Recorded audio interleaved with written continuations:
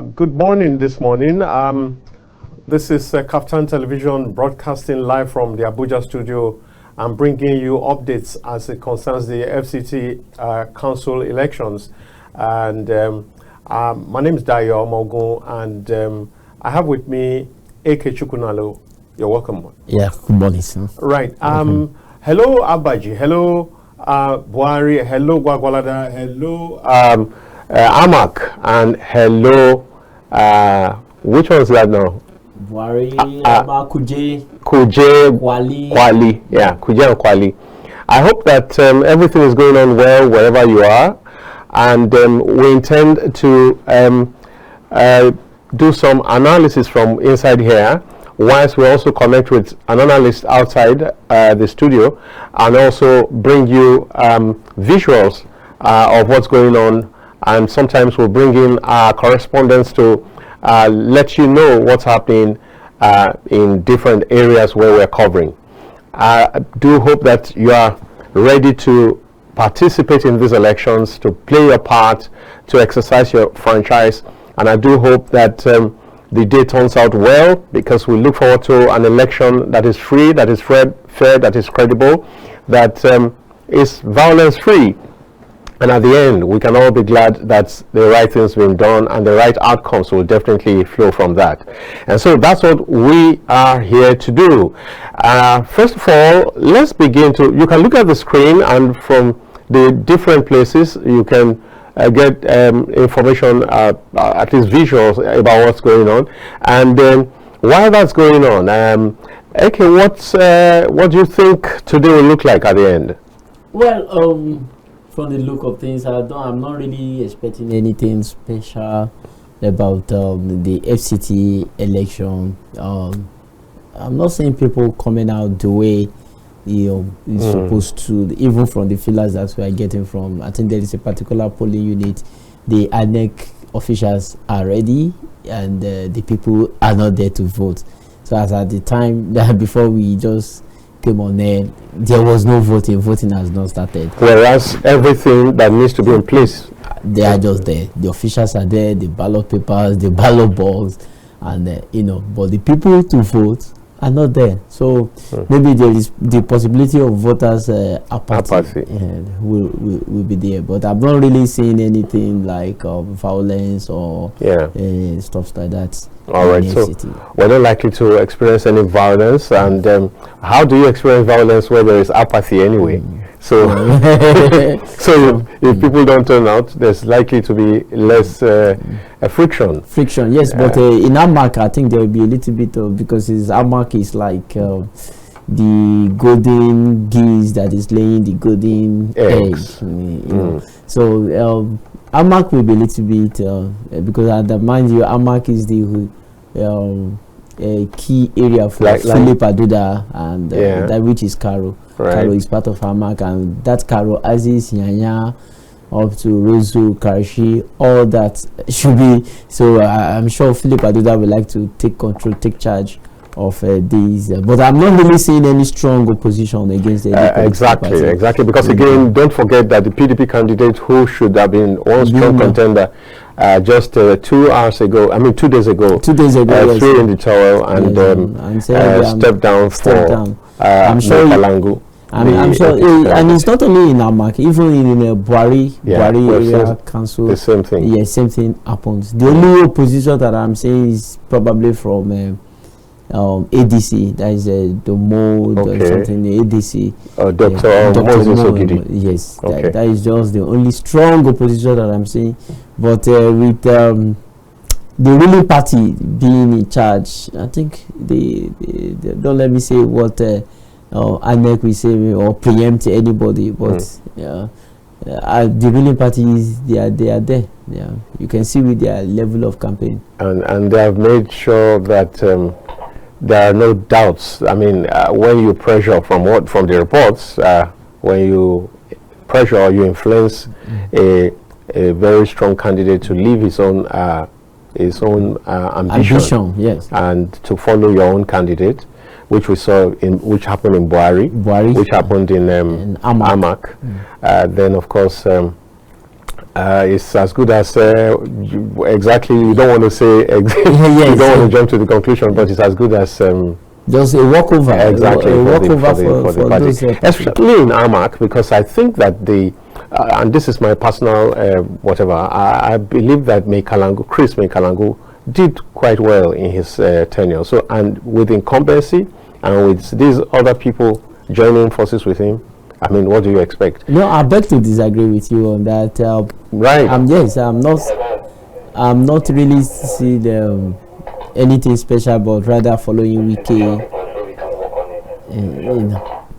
Okay.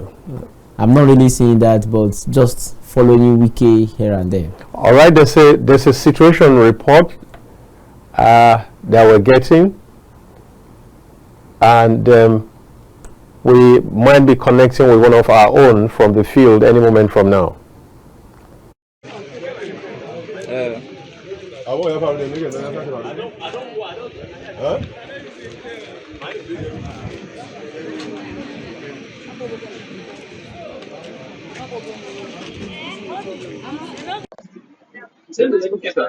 Introduce yourself. Tell us your name and which party is that which party are you representing?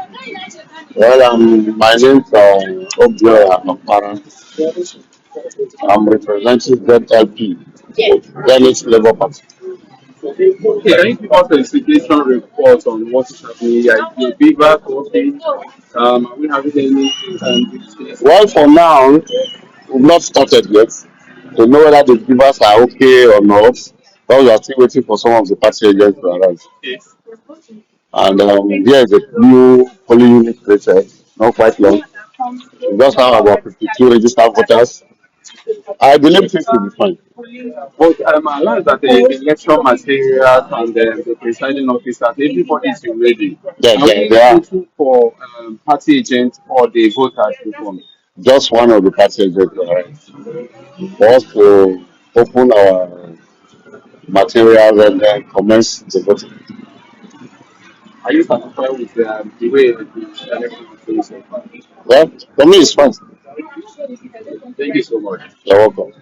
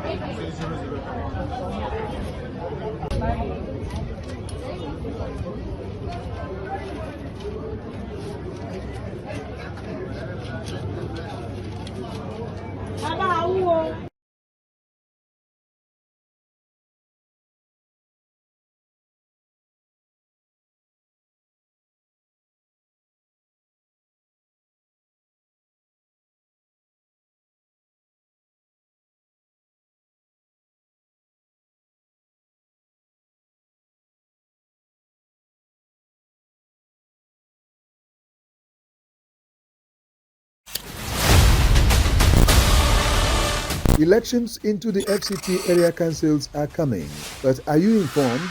The New Direction Movement, in partnership with Kaftan TV, presents a 30-day countdown to the FCT area council elections. Meet the candidates, hear their plans, examine their vision, assess their capacity to lead. From councillors to chairmen, one platform, one people. All right, welcome back. I do hope that you made some sense from what was shown a while ago. I don't know whether the sound bite was good enough for anybody, but we're on it, and we keep connecting you from time to time to what's happening on the field. Now, so back to our analysis. Now, so as it is, it looks as if, apart from a few places where ADC may put up some fight, PDP doesn't seem to be in this contest. No, PDP is out of this contest in ACT. I think, One and the contest is just within the AMAC, that is between APC and ADC. After that, no other area council that you can really see. Where could have been a serious contest in terms of democracy would have also been Buhari, which is between the PDP and the ruling party. Yes. But we saw what happened about 2 days ago. Right. That the PDP have to step down for the APC. So it's walk over for the and the AD, another political party that I could also see that put a little bit push, towards the end of their campaign period is SDP. I saw a little bit of activities within the but is that not too little, too late? It's a little. It was late and a little bit too late for people to gain the consciousness. Exactly. Yes, like in my area, I saw posters of some political parties like that that people hardly even know they exist. So I'm not really seeing that strong fights. Take for example, AMAC is the largest polling voting area in Abuja. So it's maybe probably a particular person is coming from let's say for example the candidate is probably living around Jikoyi, so you are going to really see the crowd and everything around that Jikoyi as is, but you will feel or see the person around Lugbe, Yapo, and around the Giriki area, Wuse, and I think Wuse is a very strong word in FCT when it comes to AMAC, Orozo, and Wuse.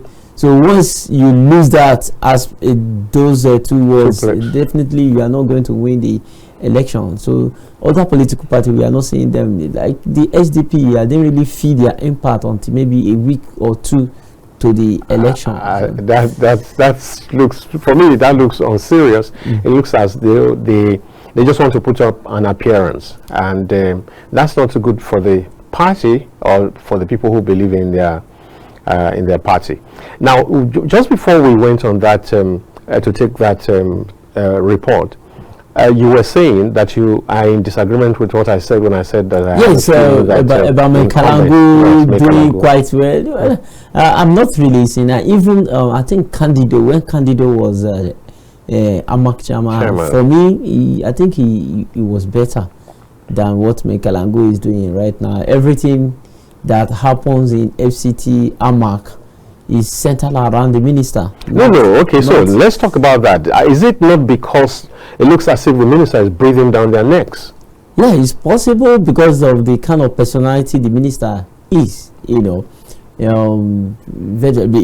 the current AMAC chairman was in PDP. Exactly, was in PDP, but there was pressure to leave PDP to get into APC. I think Gwagwalada was other councils, 1 or 2 councils APC. So he felt because he was like the only political party out of many, then others APC him only because I remember his election was serious fight between APC and the PDP. That was the administration that is about to end now. And the minister was appointed by President Bola Ahmed Tinubu, and his personality have to rub on him. And if you look at when the minister is commissioning projects in FCT, you will see all the local council chairman, coming together. From that moment, I knew that it's about time the AMAC chairman will defect to the APC, and we can see towards the ending of last year we saw that happening. And and wherever he's going, you see the minister saying, hey, if you want more, support people with no road and this, and so because they see the chairman associating with the minister, promising them roads, promising them days.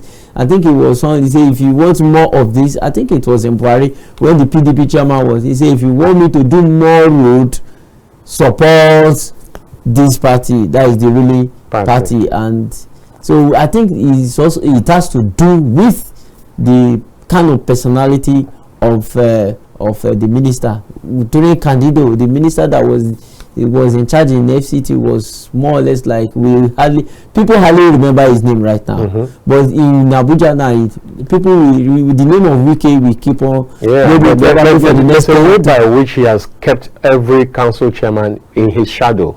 He seems to have swallowed them up, and I do not think that does not even make for the separation of powers or of the different levels of tiers of government. I think that there should be some breathing space, and there should be some choice, the ability to make choices at these levels. Insisting or pressuring people that to come under the party or they will not have attention is cutting off our democracy, if you ask me. It's a short-changing, it's an abridging strategy of what democracy truly represents. Because one of the beauties of democracy is having an array of choices that you can pick from. But when you now have just one way, then how is it different from a military rule? All right, so let's receive one of our correspondents who is making a report into the program from where she's covering. All right, so hello. As you can see on the screen, what is it? a Kaite bot of Kaftan TV is trying to get in with her report. I guess we're having some challenges with that. Okay, all right, so now we'll get back to that report when everything is perfected. So I really think that the way we are headed right now is not a healthy one for our democracy. It's not a healthy one. A situation where everybody seems to be headed in one direction does not promote the beauty of what a real democracy is all about. And we need to also talk about I'm sorry if I use the spinelessness of many of our politicians, the inability to stay true to their principles, to stay true. And if I lose, then I lose, but I believe in my party and I'm going to give good governance. We're seeing that play out a little, though not in council, at the state level. That's what's happening right now in Abia. We hope that it's able to stay true till without the next pressure, elections. not only because there's no doubt that the pressure is yes, even in Osun State. Yeah, exactly, in Osun State. In fact, in Osun State, it's clear he has made a choice. Having found out that PDP was not going to be healthy for him to contest, he has made a choice of a Accord party. Yes. That's someone who truly believes in himself and his principles. And that one is possible because the governors control the state fund, but in the case of local council or local government, they don't control the fund. They have joint accounts, and we've heard so many times whereby they will just call, and once the fact is released, they will just call them, sign this particular check or whatever that will pay for your staffs, and after that is the governor or the minister or whoever that is in control of that money. So let's see if we can receive a Kaite Ibot report right now. Kaite, are you there? Just give all right. Kaite Ibot is reporting from. All right. We're working on this, and we do hope that it gets perfected, and then we can get fresh live updates for you. Now, so like we were saying, I really do think that even the politicians themselves must step up and take their stand. The current president did so under the Obasanjo regime. He did so because he has enough economic power to withstand the federal government. Mind you, there are so many things that they went through. When people talk about the president, then as governor, able to withstand the PDP tsunami, then let me use that word, was because he has the economic power to fix one.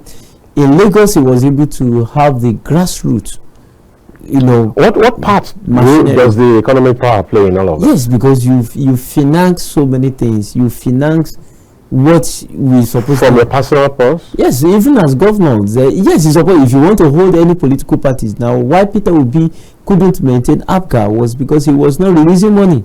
Had any Peter Obi was really giving out money the way it's supposed to be, you would have seen APGA. The way it's supposed to be, or Yeah, the way it plays out in Nigeria. No, the way it plays out in Nigeria. My apology for that. The way we do, because we are Nigerians, we are used to the way Nigerian politics have been run. Adi Bini was doing it that way. You would have seen APGA being a very strong political party at regional level, let's say in the southeast, and that was what the president did with AD. And mind you, the president was also a strong. When you look at the division in Afenifere, because Afenifere was a very strong. Wherever Afenifere say vote in the southwest, that is where people very vote. powerful. The Abraham Adesanya was there.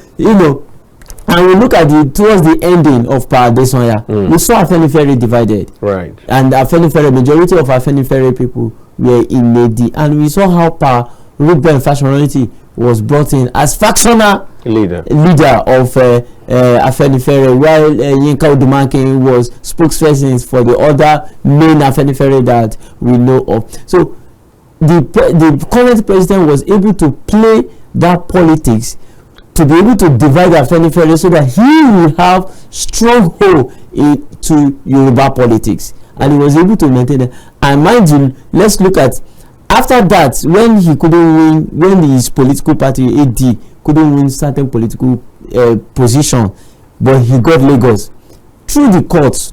Through courts, you talk of Adams Oshomole's winning Edo State through court. The president was instrumental to it. You talk of Mimiko in Ondo State winning his court case through the courts. This current president was instrumental to it. The changing of election year or election cycle in Osun State, where Aregbesola came in, this current president. So what his political party couldn't get through the ballot, he got it through the court, and that was how he was able to get Ekiti, Ondo, Osun, Edo State to his side, and from there he built. Then from that end, he was able to finance the grassroots politics.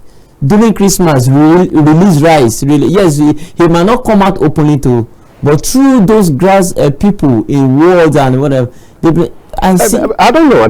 But I think that it is more of a lack of strategy and vision. This man, apart from economic, is a war chest.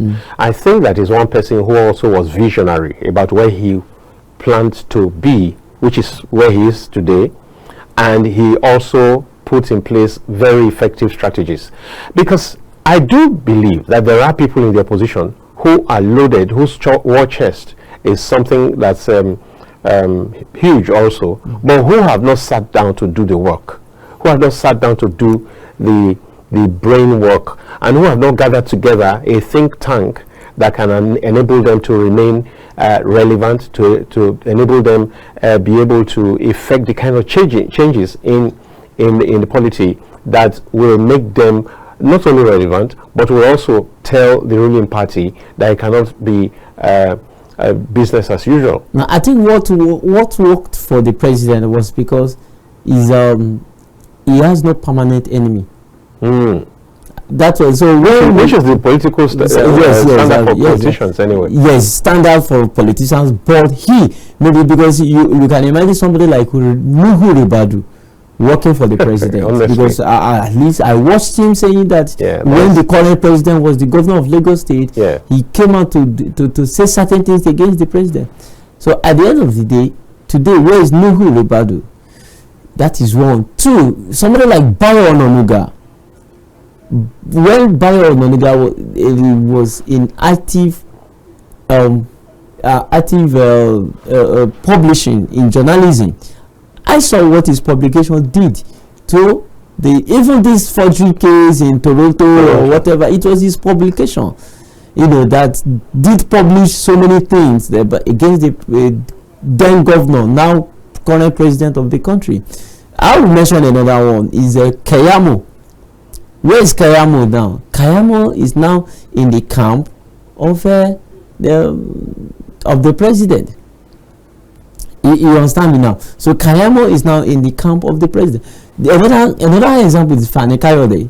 Femi Fani Kayode. So he generally has that attitude of converting enemies to friends. So that was what worked for him. And like I read somewhere, many times your former enemies can be more loyal, fiercely loyal to you. Your normal friends. So it's not really all about. There are people in this country that are also a good strategist, but probably but they are not there today.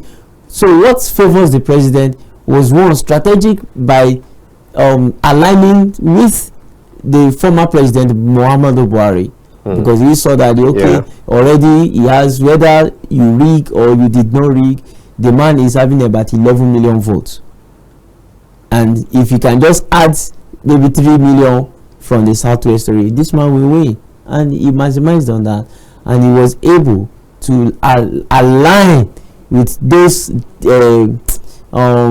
people that are that didn't really agree with PDP then. And without the 6, I can still say, without the 6 governors, 6 or 5 of them that defected from PDP, APC wouldn't have won. They wouldn't have been able to get the 2/3 majority that they needed. True, that's correct. Yeah, so you take it, no matter how strategic or strategist he is, without the 6 that was led by former President Atiku, Vice President Atiku, he wouldn't have been the Bukola Saraki and we also currently what is happening in the APC camp now. Majority of those former PDP, majority of them are no more there with them in APC. They've but already the APC have already gained. Exactly. Well, in the end, it still comes right full circle to the point that Nigerian politicians are not principled, are hardly principled, are spineless. Because look at what you just mentioned: 6 former governors also leaving. It then means that at any point in time, the Nigerian politician, the average Nigerian politician, is for the highest bidder. Is that it? Yeah. Well, firstly, before we're talking about being highest bidder, when you look at this 1999, the democracy, this is the 4th republic in Nigeria now. When you look at the formation of political parties in 1999, from 1999 down, it is the same set of people that formed PDP, that formed APP, that formed AD. And you will give that credit to late Bola Ige. It was a party that wrote the constitution of PDP. Go back in history where he saw, because they came together to fight the military. Yeah. So when it was now becoming too strong that it's like political parties are coming together, so they thought it's going to be like SDP, NRC. It felt like, this has more of northern establishment. They moved away to form APP. It was also a party. All right. Maybe hold your thoughts. Okay. Let's take a break, and after the break, we will maybe connect with our people on the field or whatever it is we're able to bring to you. Just stay tuned. Don't go anywhere. We'll be right back after the break. Elections into the FCT area councils are coming, but are you informed? The New Direction Movement, in partnership with Fct TV, presents a 30-day countdown to the FCT area council elections. Meet the candidates. Hear their plans. Okay, can you tell us the name and the name of this unit? Okay, my name is Mr. Awara, and this polling is 002 Chief Palace. Boa. Can you give us the situation report, how was the process so far, and land the process? Okay, so far so good. Everything will go on smoothly. You can see, but the problem is, unlike before, by this time, everywhere was be crowded. Now, because of what happened in the last presidential election, people are not happy. That's why you can see the turnout is low. Here used to be very crowded, but now you see you be able to see stampede. But now, but so far so good, everything is going on well. Okay, arrival of the electoral material, will you say that the arrived on time? Will you say that the fever so far has been working quite well? No. It's been good. I came in time. We came here before most of us, and everything has been working perfectly fine.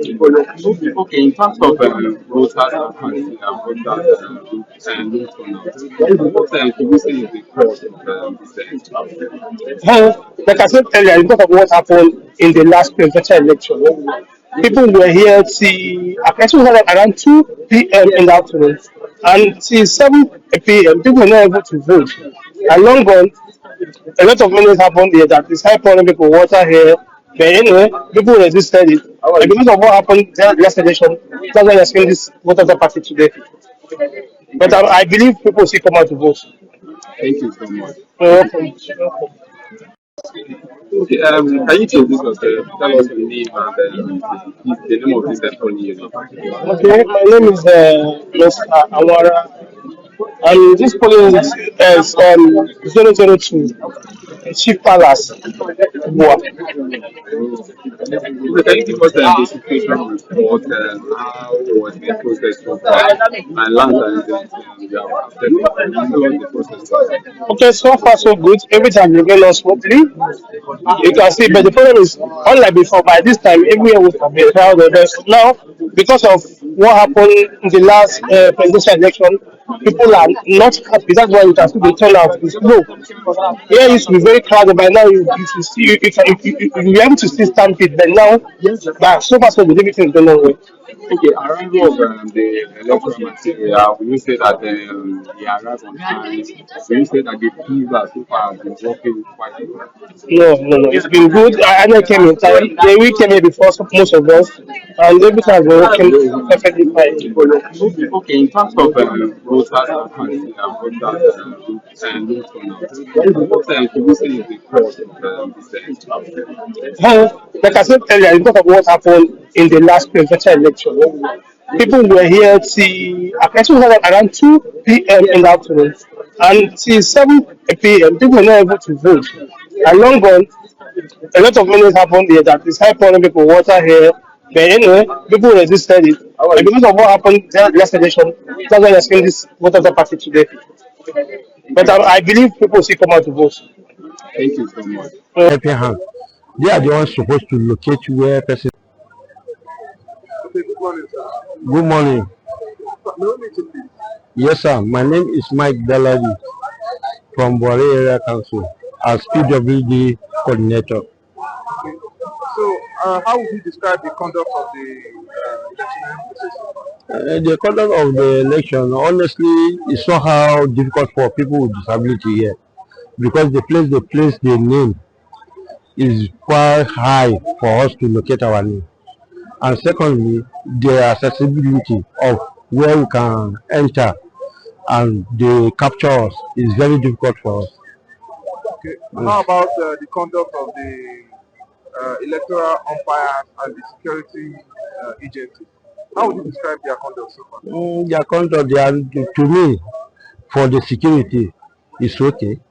As for the coordinators around, they are not helping hand. They are the ones supposed to locate where person name is, so that person will not be so difficult to get where to vote. So, how about vote buying? Have you noticed or have you Nothing, noticed any incident of vote buying? nothing at all. Nothing. Mm. Thank you very much. Your name is? My name is Mike Dalali from PWD coordinator for the area council. You're welcome. Examine their vision, assess their capacity to lead. From councillors to chairmen, one platform, one people, one purpose. Because leadership matters.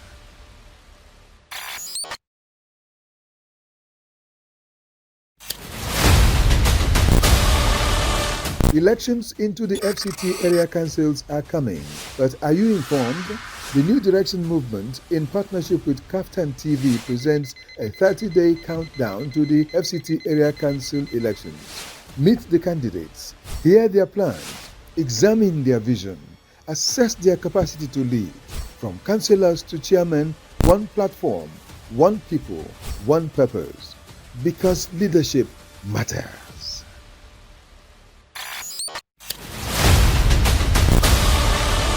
Elections into the FCT area councils are coming, but are you informed? The New Direction Movement, in partnership with Kaftan TV, presents a 30-day countdown to the FCT area council elections. Meet the candidates, hear their plans, examine their vision, assess their capacity to lead. From councillors to chairmen, one platform, one people, one purpose. Because leadership matters.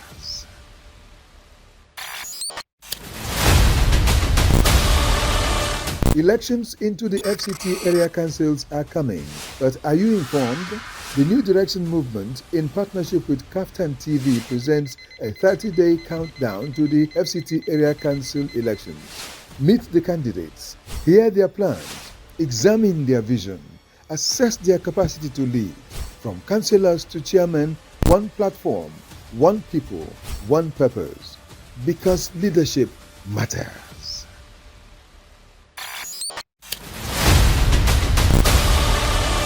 Elections into the FCT area councils are coming, but are you informed?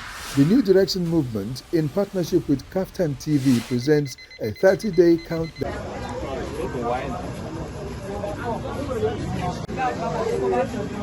to the FCT area council elections. Meet the candidates, hear their plans, examine their vision, assess their capacity to lead. From councillors to chairmen, one platform, one people, one purpose. Because leadership matters.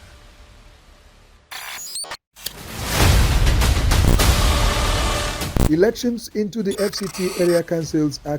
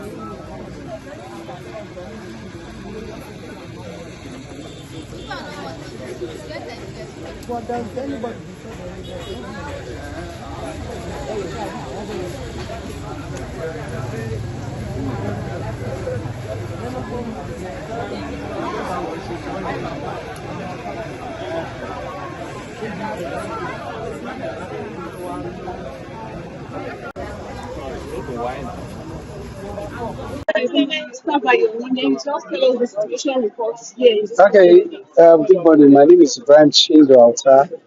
I am an indigenous of FCT from the Power community, to be precise. Yeah, okay. This morning we're out for the FCT area council election. The situation report right now. Actually, compared to other elections that I've observed in the previous years, this particular election, there's a very low turnout of voters, and it is surprising, And you can imagine that in the previous elections, if you come to this place by now, everywhere will be filled up. Cars will not be able to pass through the road. But it's so unfortunate. We don't know what the situation like. Today the turnout is very, very, very, very low, to be frank. So that's how we're seeing it. And so what can we do? We're just here to see the number of persons that can turn out for the election. Yeah, so far so good. There is no challenge to that. Yes. Yeah, they did. They actually came early. For 7:30, it's they were here.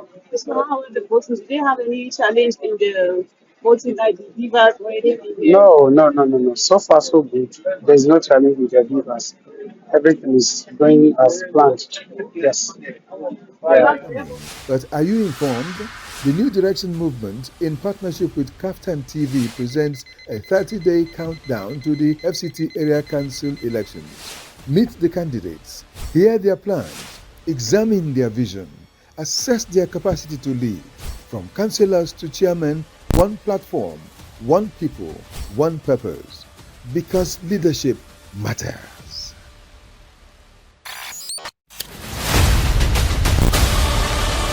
Elections into the FCT area councils are coming, but are you informed? The New Direction Movement, in partnership with... All right, welcome back, dear viewers. We'd like to quickly connect you with what's happening from Benedict Oku's area coverage. Benedict, if you're there, you can take this over straight away.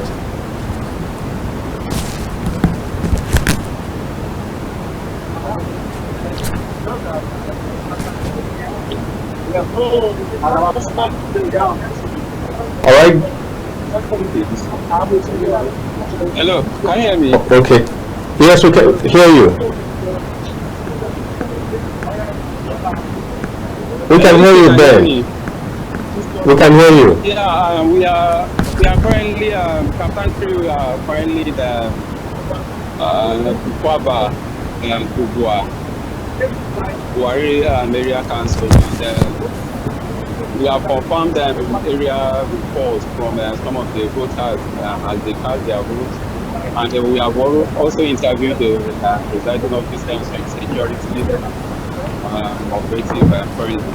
And what we discovered so far is that in the polling units that we visited, some voters complain of low turnout due to their experiences that they had during the presidential election. And some of them we interviewed, they said they have this voters apathy because of the past election. And we moved most of the environments, both their market and we are currently at some of their major area. And what we can confirm from there is that there has been normal activities, although we can see some skeleton of some people who are abiding to the earlier directive from the FCT minister. But what we can confirm is that we went to some markets and we can confirm that those markets are partially open and the people are out and carrying out their normal activities. What we can confirm is that, and some people we interviewed, some markets as we interviewed, they said they don't have faith in the electoral process so far. That's the more reason that they have. Take that again, Ben. They don't have what? Yeah, some marketers we interviewed, they said they don't have faith in our electoral. Oh, they don't have faith in our electoral process. Yes. Okay. Yes, that's the more reason that they went ahead to go their normal business activities. And I can confirm from most of the places we have visited, I can confirm to you that there is no any unrest in Kubwa. And we also visited Buhari Area Council, where the candidates of APC cast them in vote. We can confirm to you that every process so far, everywhere, all the city we have visited are calm. The security operative, INEC and the ACT command deployed maximum troops, and everything is calm, everything is moving, people are casting their votes. If you can see, most of them are casting their votes, and the whole process, even the beavers, we interview most of the voters, they stage the beavers so far has been working fine and been working quite well. And that is what we can confirm from Kubwa and Buhari Area Council. Fantastic, Ben. Good job you're done there. Let me, by your own assessment, could there be any fear factor that is putting away the voters from turning out? Yeah, according to some of the people that we interviewed, they made mention of that their will it didn't reflect the past presidential election, that is 2023 presidential election. And some people why we interviewed. And so they feel that it will still not count now. Yeah, they feel that their vote is not, even though they come and cast their vote is not gonna count. That is the more reason we had from there. And when the news came that there is going to be today is going to be free from any activity from the police and from the FCT minister, but I can confirm from where I've visited, people are doing their normal activities. And the security people are not raising any eyebrows against that. There is nobody driving. There is no force on them. Everybody. In fact, if you can go to Google Express now, right now, you can see many more stories.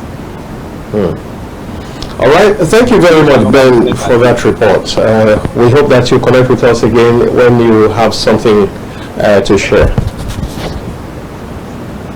Thank you so much. Thank you. All right, that was Benedict Oku, our correspondent, reporting from Kubwa and the Buhari axis of the Federal Capital Territory, and he told us quite a number of things that are worth restating here. That in some places it looks as if activities are going on partially, which ought not to be, and then you have some traffic, and then we also have a situation where voter turnout is quite low. We've talked about that, we've touched on that before, and it's also saying that there's no unrest anywhere where they are covered thus far, and we do hope that this peaceful conduct will continue through the exercise. That's very crucial. And he also spoke to one or two persons, and they are content with the situation, especially as it concerns the peaceful conduct and the fact that INEC has done its part quite well, providing all the materials that are needed in good time. Yeah, so that's where we are with Benedict Oku, who reported from Kubwa and Buhari axis. Very shortly, we might try to get in touch with Victoria from Kuje. But while we try to get in touch, what's your take based on what Benedict has just reported? Well, from Kubwa, that is the Buhari axis of the FCT, is nothing new, because you heard what he said, that people don't have faith in the electoral system. I don't mean they have faith. They believe that, okay, whatever that I'm going to say, whatever I'm going to, my vote will count whenever they do this thing, that their will be shown at the end of. Hello. Is that Victoria? Alright, Victoria Ayoridis reporting from Kuje, part of the Federal Capital Territory. Let's hear what Victoria has got to say. Go ahead. Alright,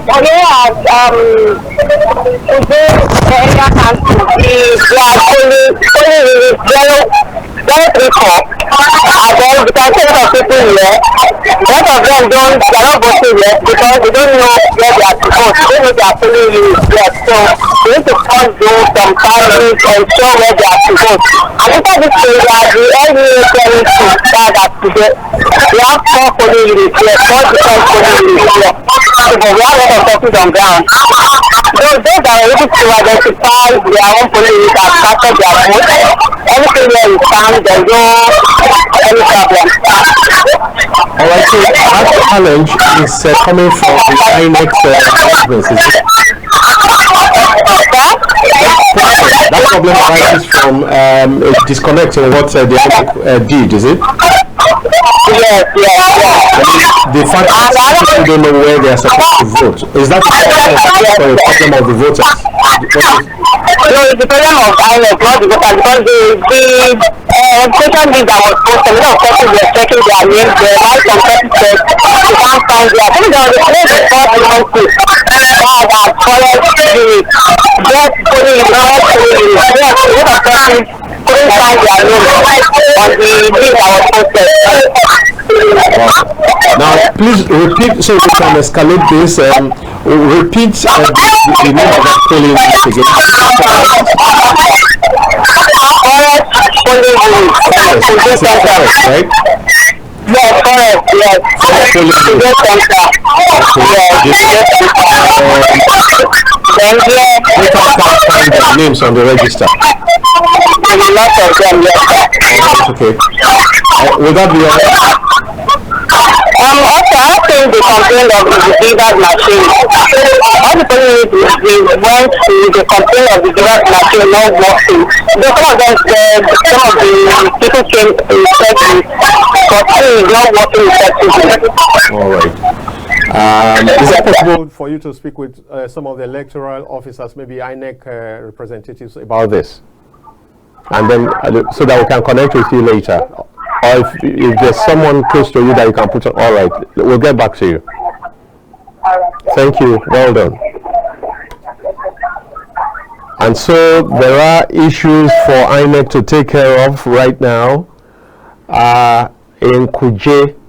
If you can do something immediately, especially about the BVAS machines. The report we're getting from our correspondent Victoria Ayorinde is that some of the BVAS machines are not working effectively. I hope that INEC can stand up to be counted to do the right thing right away. And also, many of the voters from the report we got can't find their names in the register where they thought their names should be. That is some kind of confusion, and that could get many voters disenfranchised, and this is not good for the elections, in an election that is already considered one with low voter turnout. The few who have turned out should not also lose the opportunity of voting. We do hope that INEC will wake up to this and do something quickly. Yeah. So you can imagine up to now, we are still having issue of people can't get their name. Imagine that in a particular polling unit. I think where that problem usually come in Nigeria, because it has always been a recurrence decimal in our election process, is you know, when INEC is doing registration of voters card, you know, they might convert in a particular place, but that center could register up to 5 polling units. Right. So when they reassign the names of people to different polling units, people will not be aware. So their mindset will be like on that particular place where the registration took place. Right. And so on the day of election, they will come to that place and they will now realize that their names are not there. For me, I think that a lot of this is due to the ignorance of the voters themselves, because I think that normally the particular polling unit is usually stated on the. No, how would they know how would they know if the INEC is not educating the people?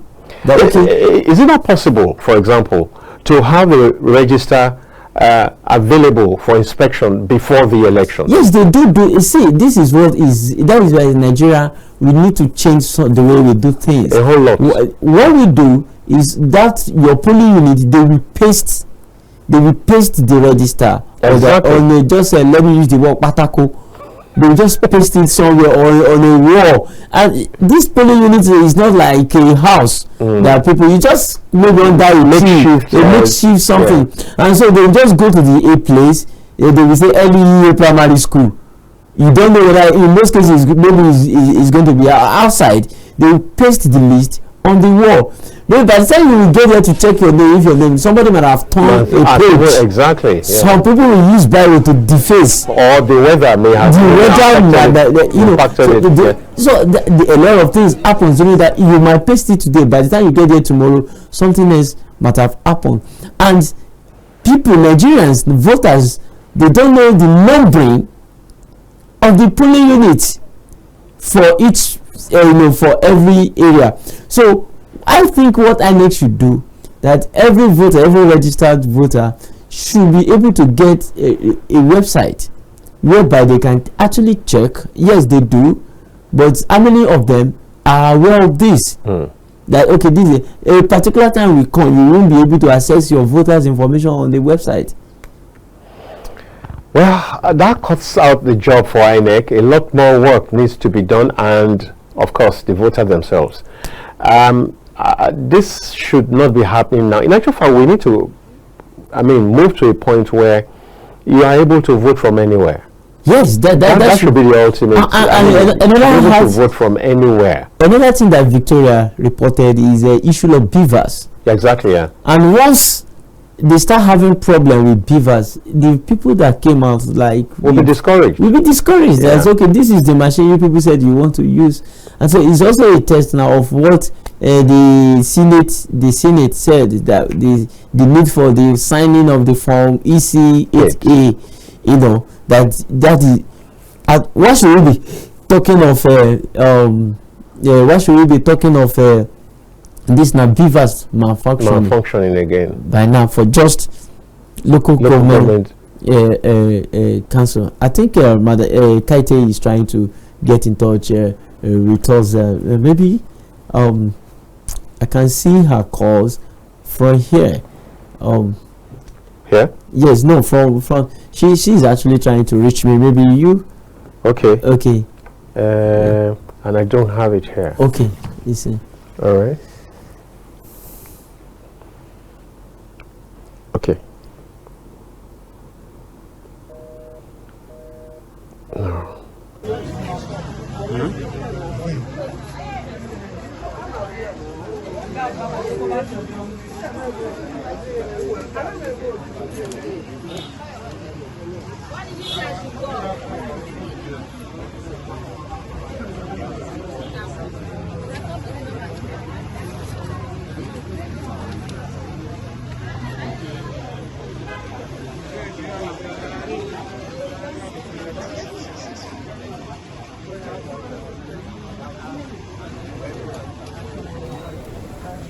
Okay, we're trying to get in touch with one of our correspondents just a while ago before that break, but it didn't quite click. We do hope that very shortly that will happen. So we'll have a report from AMAC. So just stay tuned. We're working for you. We're at your service. But before then, we were talking about the report that came in from Kuje and how it was reported that some of the beavers machines are not working, and myself and my colleague here were weighed in on that, saying that should not be heard in 2026, especially when on the eve of the elections of 2027. Yes, when it's just a local council elections. Local council election. Yes, we should have a sufficient. We should have too many beavers machines that if one breaks down, you have 5 that are available to replace them quickly in this kind of election. And so we're wondering what exactly could be the challenge. So we do hope that INEC can step into this and make a correction of the ugly situation. You shouldn't talk about beavers breaking down or beavers malfunctioning at this time. We should have more than enough to to have perfect elections in this kind of election. And hello, yes, just hold on. Oh. So, like we said, Ekaite is trying to reach us from AMAC, and we do want to believe that we will succeed at that very shortly, so that we can. Yes, hello, hold on. TV presents a 30-day countdown to the FCT Area Council elections. Meet the. Okay, good morning. My name is Brian Chindo Alta. You're on air. Can we just go ahead? No, I'm going. I'm on a new vehicle. So what? All right. Okay, so we will try and connect her via Zoom and see whether we can get a report, a visual report. All right, let's go back to Kubwa or wherever Ben is calling from. Ben, please go ahead. Benedict Suku is reporting. Where are you reporting from exactly right now? What's happening? Hello, Ben.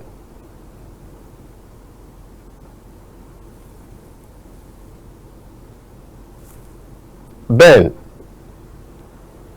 can you hear me?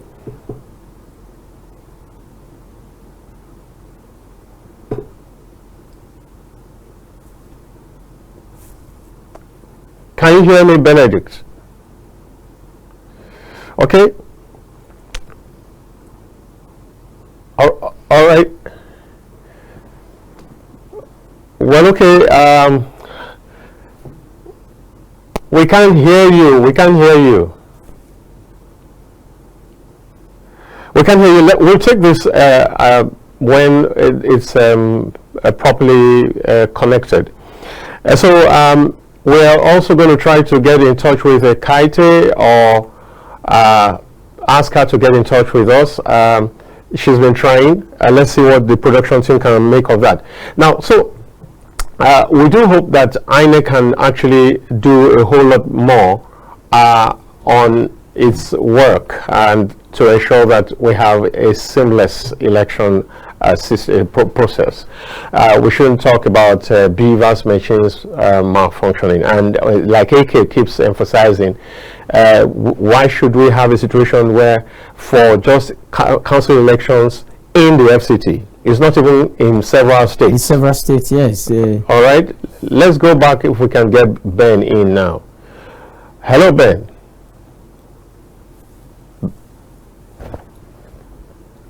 Benedict.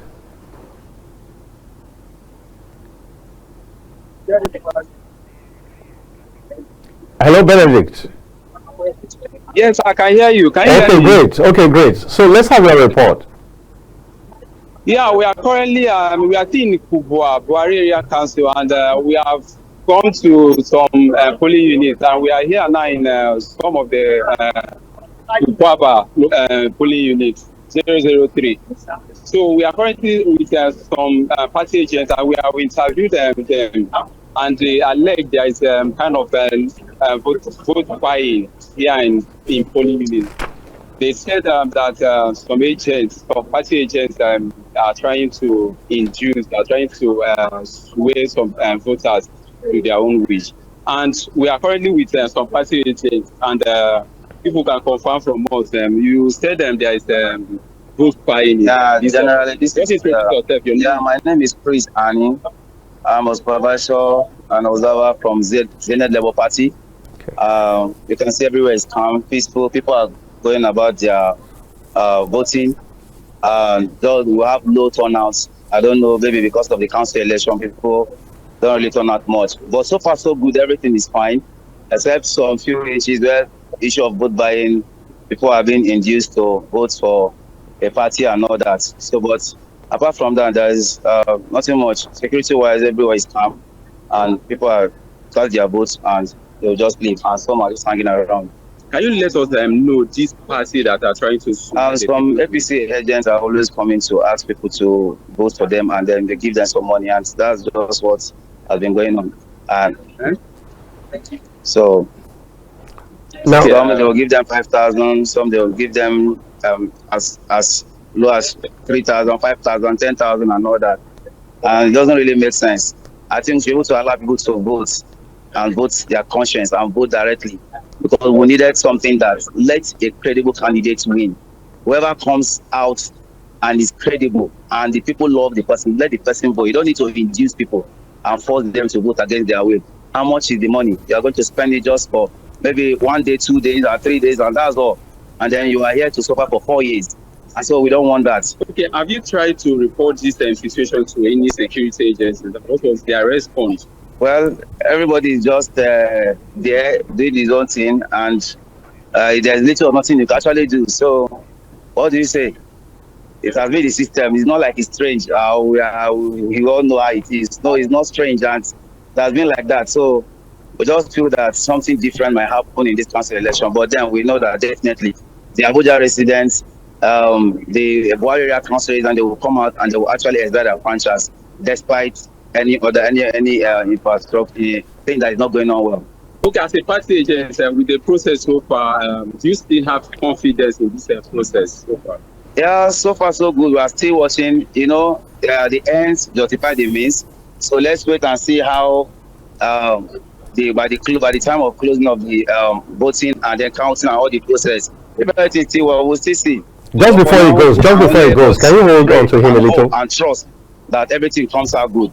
The INEC officials, they are here on time. They came here very early and they set up things and people are here. So the only thing that will have low turnout of voters, but then we cannot just conclude now until the process is finished, the counting are done, and everybody and results are announced, and then taken to the next processing stage. So that's what we'll now say. But for now, we can only but pray and trust God for something great and something better. Okay, regarding the low voter turnout, what might be the case? General appetite of voting, general people feel people don't have credibility on INEC or to deliver a good election. Any person you are telling, no, I cannot come and vote. It's the same process. The person that they vote for, they not the person that they will declare winner and all that. So issues like that have always been. So that's people generally have uh, uh, a dissolution in voting. People don't want to come out because they don't believe that the process will be credible. And that's what we're just asking INEC. Show us credibility. Tell us that this thing can be free, can be fair, and can be credible. That's what people know. If people can come and actually exert their and trust that their votes will count, people will come out and vote. So the past experiences, especially the last general election, people don't want to even come out at all. And you know what it is. So it's a problem, it's a danger for our electoral system and a danger to our country at large, because you might end up, even in general election, people might not sit on out to vote. So we just want them to show the process that is clean, that is perfect, that is fair, that is free. And that's all. People just want to say, let our vote count. Let our vote count. That's what people are saying. Nothing else, nothing more. It's not too big to demand. Let our vote count. That's all. Thank you so much. Thank you for speaking with Captain TV. The voice you just hear is the voice of Senate and Labour Party party agents, and they are the one that allege that there has been these people from the other political party of APC are trying to swear people's interest in their own side. And they said that so far. All right, if you still have him there, hello, can you hear me? Yes, I'm still having. Can you hear me, Ben? Yes, I can hear you. If you still have him close to you, can you find out from him? Because we cannot afford to make frivolous accusations or allegations. Is it possible to substantiate what he talked about? Does he have anything on camera, for example? Okay. Because anybody can come up with that kind of allegation that money is moving from one hand to the other. Especially from a particular political party. They just want to confirm from you. Hello. We can hear you. Yes, from the studio, they are confirming if you can confirm from us if there is any evidence on camera that your allegation could substantiate your claim. Do you have any evidence? You guys are journalists, so you can also verify for yourself. You can put your satellite and see, and definitely your camera will catch something. You understand? So you are all here to also investigate and verify whether the claim are obtainable or not. I've actually gone around some polling units and almost the same thing is being said. So if you can also go around and then you can verify, and then you can, you can do undercover journalism and find out for yourself, and definitely you're able to get evidence. You get okay. Just you allege that there is a vote by. Well, if you say it's an alleged, fine. It's you that is saying that. I'm telling you what we witnessed, what we saw. Let's not push it. We are on ground and we're telling you what is happening. So thank you. You're welcome. Let's not unnecessarily push it, Ben. But normally whoever alleges must prove. Yes. Yeah. So. Exactly. All right then, Ben. I guess that's all you have for now, is it? Yes, I will still have other party agent that will bring forth an interview. Okay. It's not a bad idea also to push through concerning what the guy said. If you can get something on that, that is. Yeah, actually, we have some security, but this is where the vote is happening, and this place is a security post. And I can confirm to you that everything here is calm. The time that we arrived here, everything is calm, everything is moving on.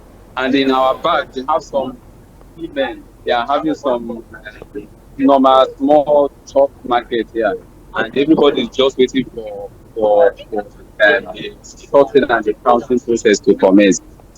And here in Kubwa, All right, that's in that is all we Kukwaba. have here, and we are going. We are still going to bring more party agents to. If we can get more truth, if we can get more evidence on this on what Allegation. they Vote buying. Yeah, that would be great. alleged. That would be great. Thank you so much.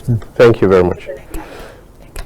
All right, so we want to see if we can get in touch with a Kite, or if a Kite can get in touch with us. Okay, you try for. I don't know. Okay.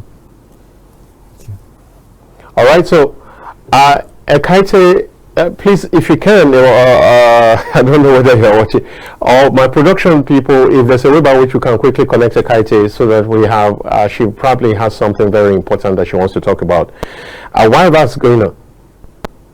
Hello, I'm trying to connect live with you. Okay, let's talk audio.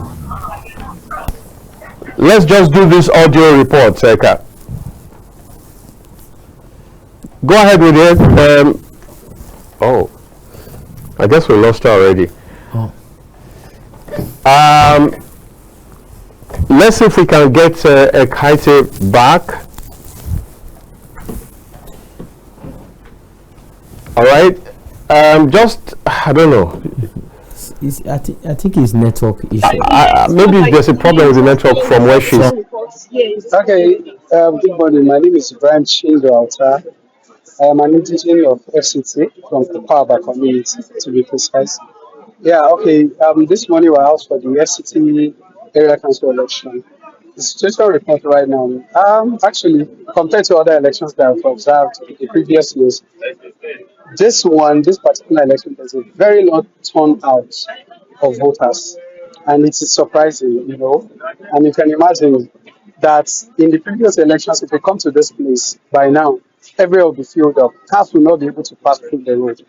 But it's so unfortunate. We don't know what the situation like. Today the turnout is very, very, very, very low, to be frank. So that's how we're seeing it. And so what can we do? We're just here to see the number of persons that can turn out for the election. How about the security situation? Yeah, so far so good. There is no challenge to that. Yes. The arrival, did they come early? Yeah, they did. They actually came early. Before 7:30, they were here. So how are the voting? Do they have any challenge in the voting, like the divas or anything? No. So far so good. There is no challenge with the viewers. Everything is going as planned. Yes. Okay, good morning, sir. Good morning. No need to please. Yes, sir. My name is Mike Daladi from Bore Area Council as PWD coordinator. Okay. So, how would you describe the conduct of the election process? The conduct of the election, honestly, is somehow difficult for people with disability here because the place they place their name is quite high for us to locate our name. And secondly, the accessibility of where we can enter and they capture us is very difficult for us. Okay. How about the conduct of the electoral umpires and the security agencies? How would you describe their conduct so far? Their conduct, to me, for the security, is okay.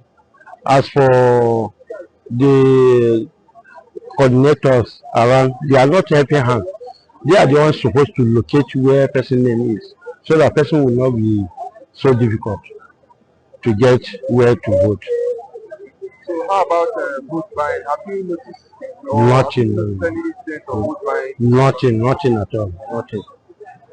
Thank you very much. Your name was? My name is Mike Daladi from PWD coordinator for the area council. You're welcome.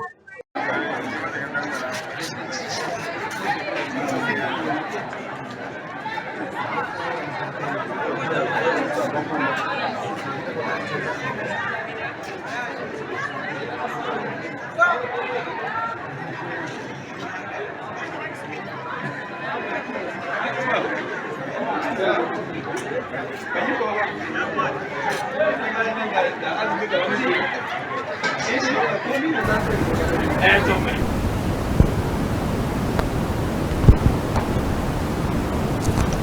right, welcome back. We're trying to get in touch with one of our correspondents. We do hope that this time around we'll make a success.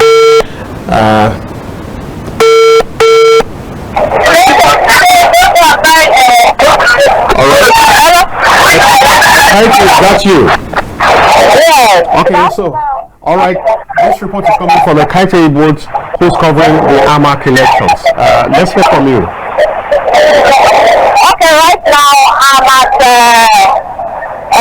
the Chief Palace. All right. The Chief Palace, where it has two polling units, 036 and 038. Go ahead. Hello? Go ahead. We can hear you loud and clear. Everything is going well. The machines are working well. But the only challenge here seems to be low voters turnout. All right. Is there any reason particularly for it? Can you speak with the presiding officer? Oh, let's go ahead. Let's have him. Okay. This is the presiding officer. This is the Chief Palace, Unit 034. His name is Adeyemo Samuel. All right, Adeyemo Samuel. Can you speak with Adeyemo Samuel? All right, let's. Mr. Adeyemo Samuel. Mr. Adeyemo. Mr. Samuel Adeyemo. Hello?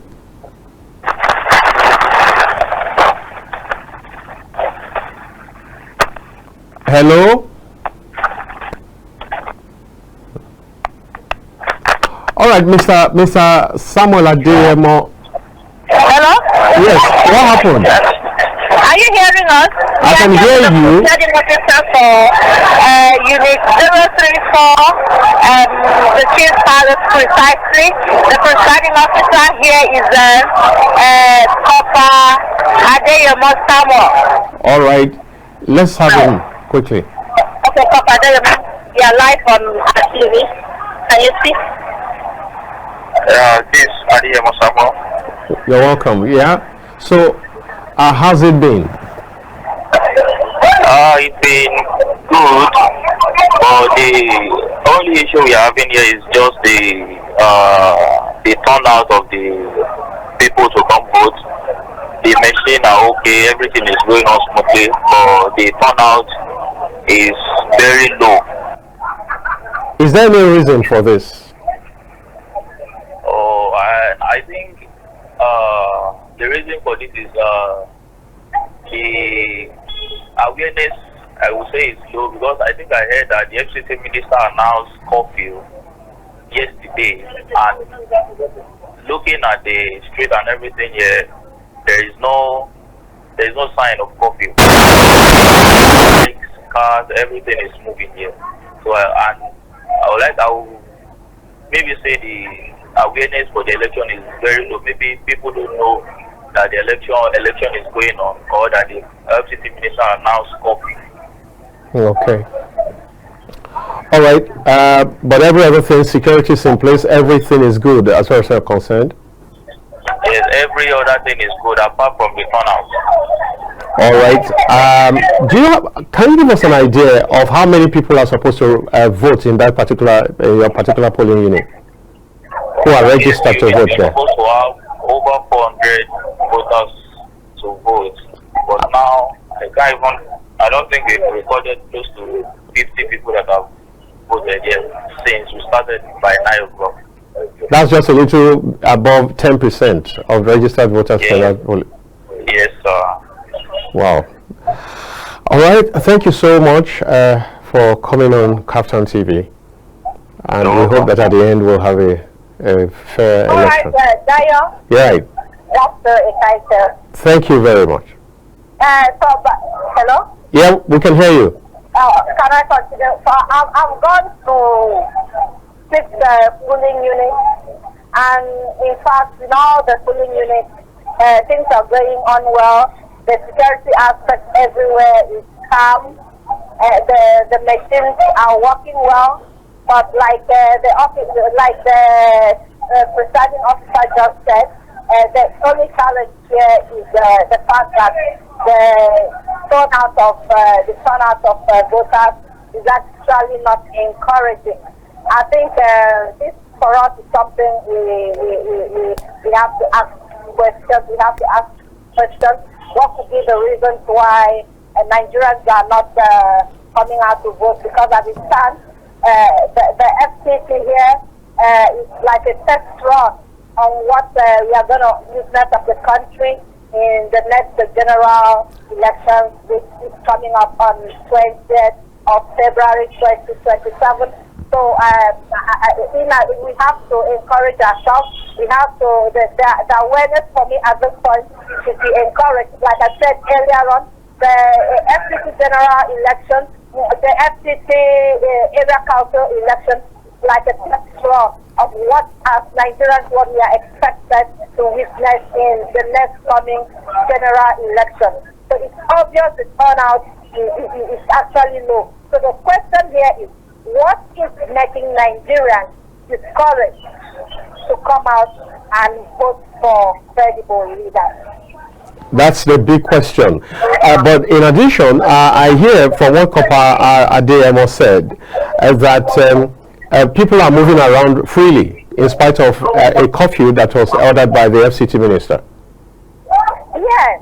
In fact, we witnessed that while we were coming from the street, from the office. It took us a long time for us to be able to navigate our way to Caro, where precisely we have been going around. It took us a long time because the express was actually locked. We could see where people, there were vehicular movement.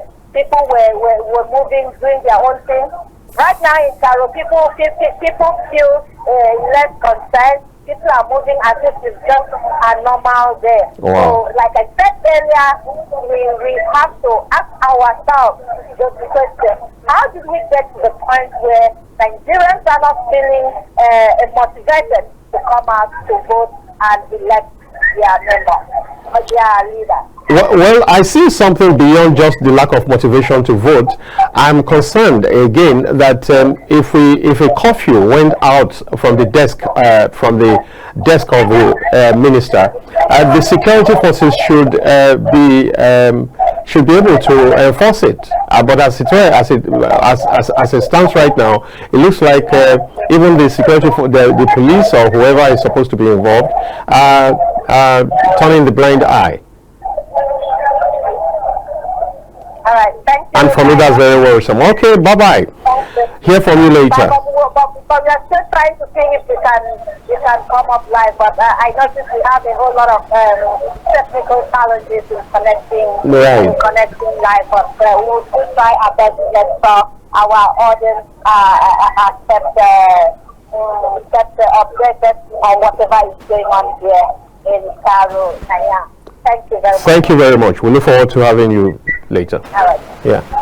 Now, all right. Bye-bye. Right, bye. Now, you can imagine that if indeed a curfew, an order for a curfew went from the minister and people are moving around unconcerned, even if you are not interested in the vote, at least obey. At least you'll obey the curfew, I mean. So I'm wondering, so what is the security people, what are they doing about this? Well, there is nothing. Are they going to shoot them or use tear gas on them? No. The highest they could do is to just block the road. They just block the whole place, but not to really do anything that is going to cause.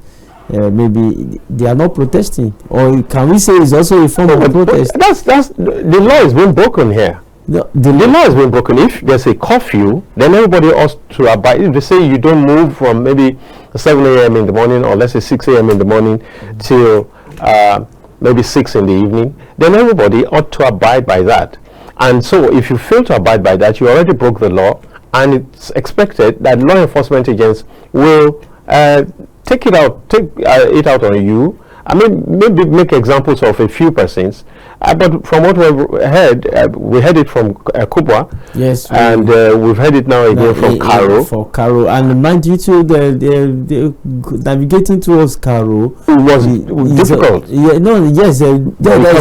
Entering the Karo. Okay, but from Abuja Kefi Expressway is a federal road, and mind you, being a federal road, Maraba is not part of this election. Okay. Maraba is not part of this election. Maraba is Nasarawa State. Now, right? Maraba is Nasarawa State, and people coming from, let's say, Nasarawa, Kaduna, Plateau, we have to have access to that road. So you can't really stop anybody from accessing. Maybe they are traveling towards Niger State, and they are coming from Plateau State. You know, are you going to stop them at the border area of Abuja? And that road is federal. Up to Abacha Barracks. Probably at Abacha Barracks, maybe they could stop, but I'm not seeing that happening. You know. Well, a good argument when you're talking about federal road. But is there a federal road component when Benedict talked about the fact that people are going about their businesses? Is there a federal road? There's a federal road going to inside Karo. And so I think that there is a big... No, for you to access Karo, you have to pass through federal road. Okay, to get there first. To get there first. Then for people in Gwagwalada, yes, we don't have situation reports from Gwagwalada as is right now. But the people in Gwagwalada coming from Abaji is a federal road. Abaji, Kwali, Gwagwalada, down to Zuba, going to Kaduna. Are you saying that they're going to block that as is too? And there will be vehicular movement on that particular road in Abuja. So yeah, I think that when you're talking about FCT elections, the restriction is local. It's local. Very good. So nobody is going to stop people from moving interstate or across the nation. But within if there's movement within the communities where the election is holding, then there's a challenge. There's a challenge. Well, for me as a person, because if the FCT minister says there's a curfew in his state, quote and unquote, or in his territory, then it should affect everybody within all the communities in the FCT. But as a person, we all know that the direction that the election is going towards to. So I think that is what people, even if you enter commercial vehicles, you hear people saying that election where they don't decide. Yeah, but you shouldn't break the law. I think that is what my point is, that you shouldn't break the law. Yes, I understand. You know, not even nobody can force you to go and vote. Yes, sure. Nobody can force you to go and vote, but you must remain within. I mean, you must not move around like using your vehicle and doing all of that at a time like this. So that is an issue. It's a big issue for me as far as I'm concerned. It then means that our laws are powerless. It means that our laws, even as it concerns something as important as election, are not being enforced. It means that if FCT minister calls for a curfew tomorrow because of security reasons, there are possibilities that it will also be breached. No, I don't think it will. If it's a serious situation, if it's a serious, so this is not a serious one. It's a serious situation, but if it has to do with security, definitely it's going to be obeyed.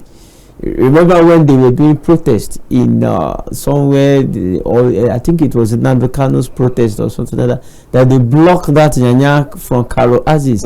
We saw what happened and how people trekked, and so definitely it will be obeyed. But just that people are having this apathy towards this election, that already the election has been decided. That's how they feel. And I think look at that place that Ekaite just reported from. Out of 400.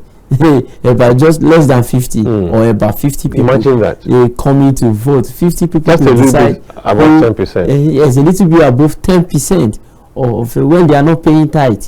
You know, it's more or less like paying tithe of the voters, people around the place. Well, we should be talking like 300.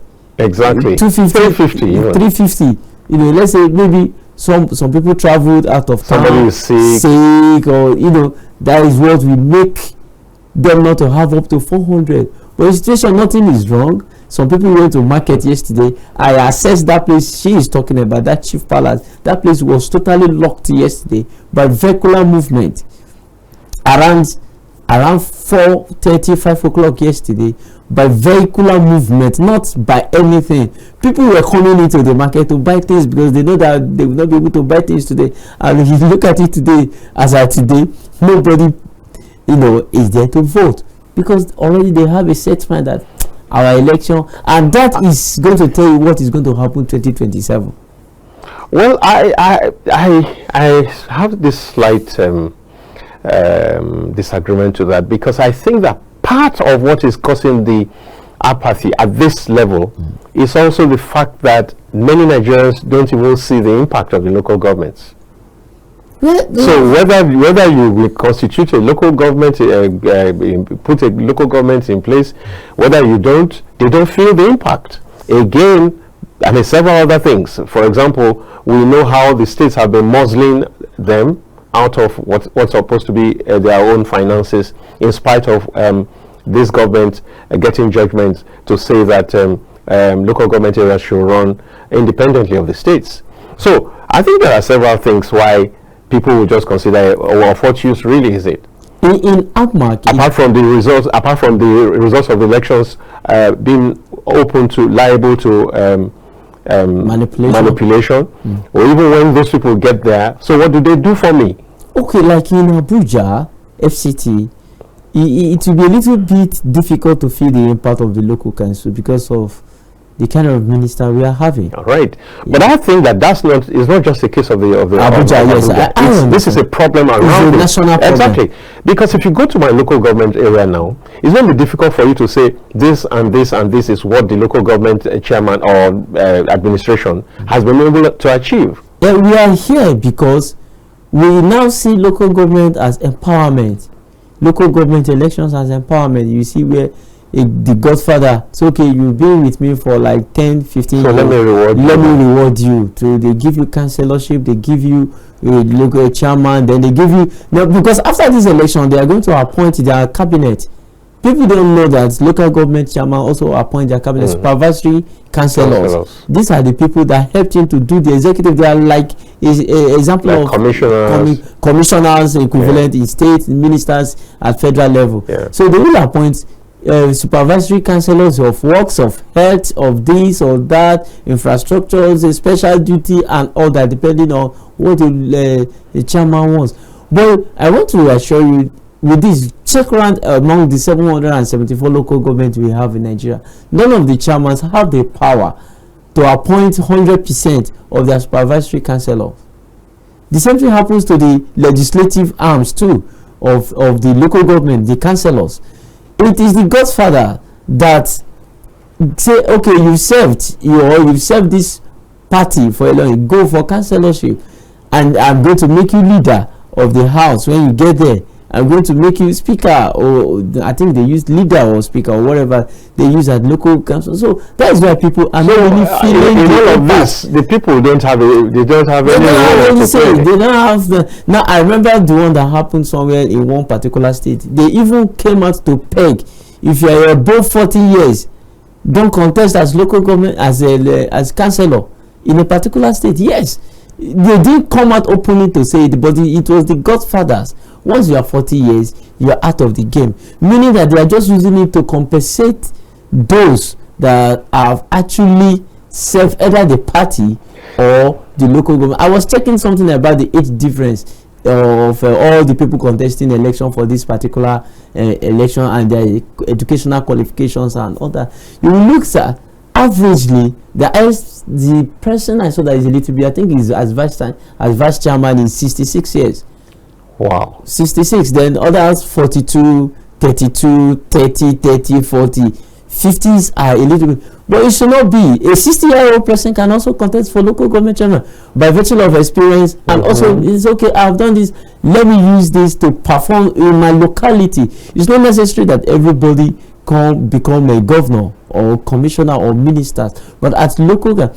In those days in Ibadan, when we have Ibadan ICC, then it was Ibadan ICC before it became Ibadan Southwest, I saw what local government chairmen were doing along the streets, markets and all that. But now you are not seeing that anymore. It is now, in the case of Abuja, it is the minister that is now doing the work of Amak, doing the work of Kuje, doing the work of Kwali, when he's supposed to be the local government chairman, and he will take the glory. And by then, people will not see what the local government chairman is doing. So that is what are they doing? Is it not to go there and chop?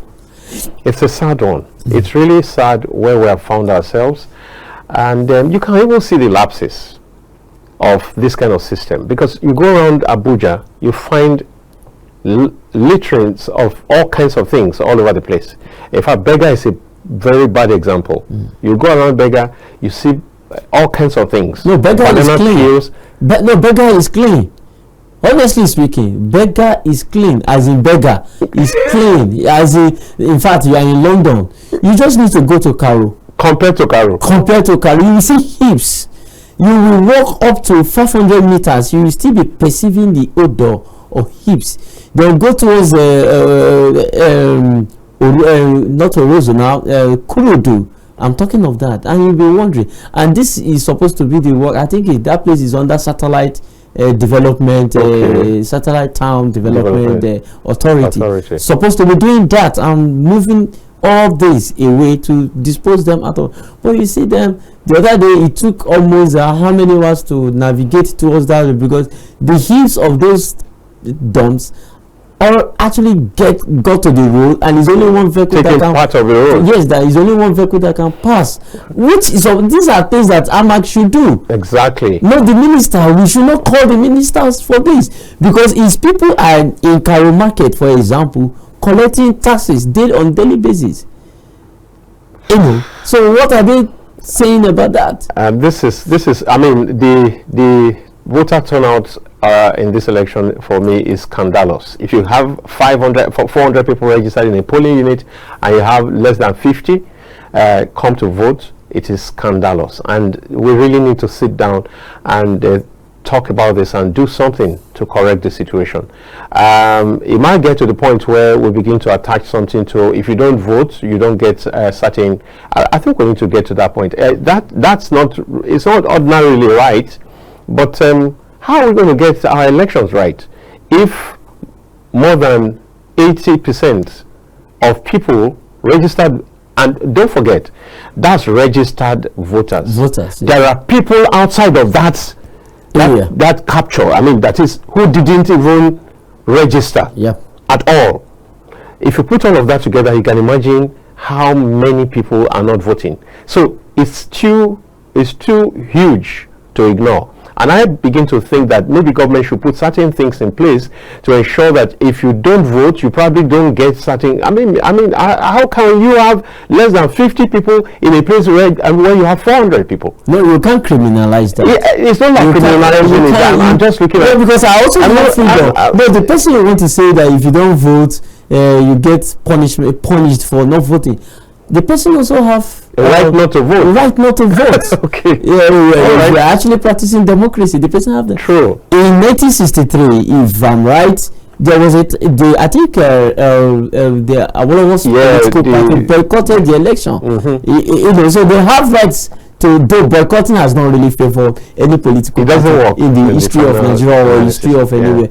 No, so because they have rights not to vote, so you can't actually criminalize or punish someone for not voting. I think what should be done. My concern is that that's part of the reason why we don't have the proper outcomes.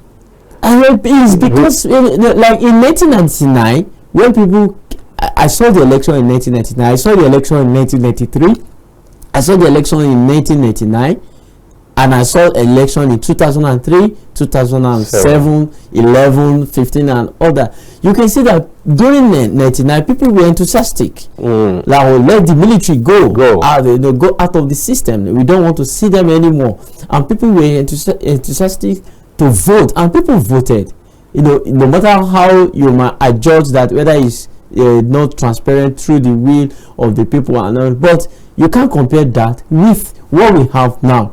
Now, a situation now, yes, we are not talking about 2027, but a situation now whereby you see about 30 governors now in the ruling party. Do you think that people will also have faith of what is going to happen in 2027. So I think our leaders should do the right thing by giving people the giving them dividends of democracy and the belief. Let them have faith in the election process. If they have faith in the election process, they will come out to vote. You saw what happened in 2019. Many people came out to vote because of beavers. But immediately beavers failed, you will see the effect in 2023. That the faith they had in 2015 is not the same thing they have in 2023. Yeah, but again, maybe something else. The emergence of OB on the political landscape yeah, that was also galvanized for 2023.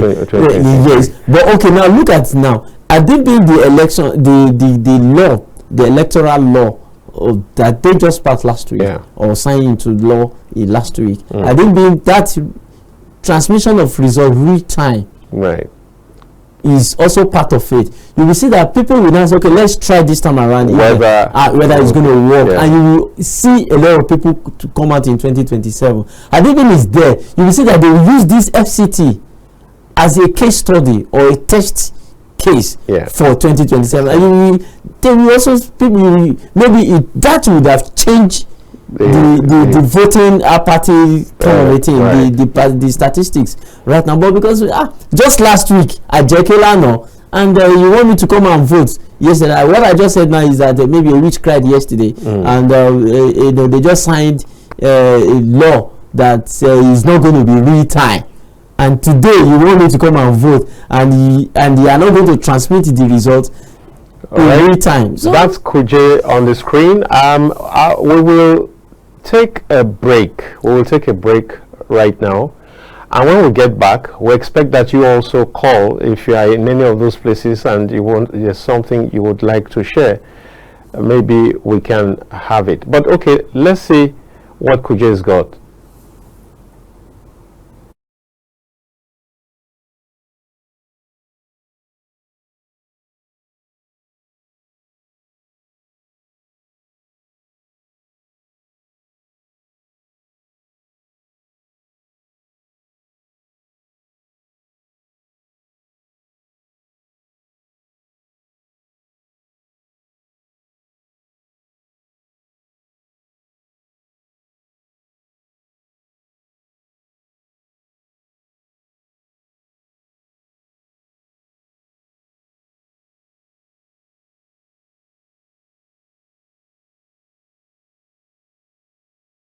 Candidates hear their plans, examine their vision, assess their capacity to lead. From councillors to chairmen, one platform, one people, one purpose. Because leadership matters.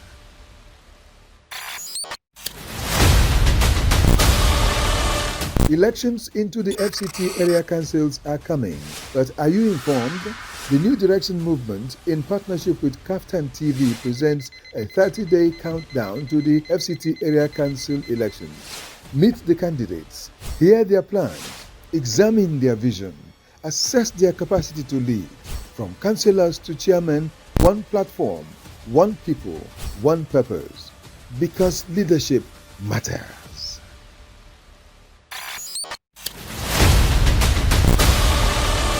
Elections into the FCT area councils are coming, but are you informed? The New Direction Movement, in partnership with Kaftan TV, presents a 30-day countdown to the FCT area council elections. Meet the candidates, hear their plans, examine their vision, assess their capacity to lead. From councillors to chairmen, one platform, one people, one purpose. Because leadership matters.